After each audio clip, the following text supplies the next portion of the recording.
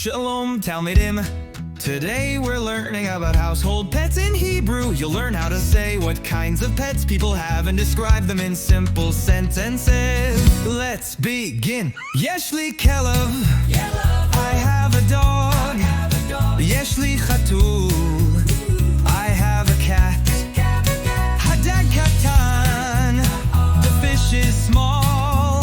Hatipur yafe. The bird is beautiful. The hamster is eating. Yesh li, I have kelev.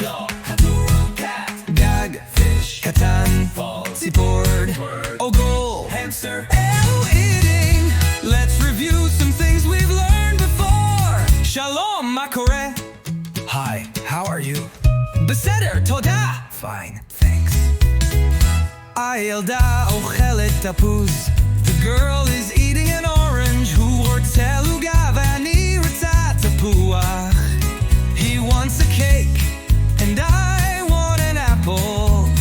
אנחנו הנשים. We are the women. Now let's put it all together. Shalom, יש לי כלב וחתול. I have a dog and a cat. הדי קטן אבל בציפורו is beautiful. Haugur ochel, the hamster is eating. Kol hakavod, excellent work today.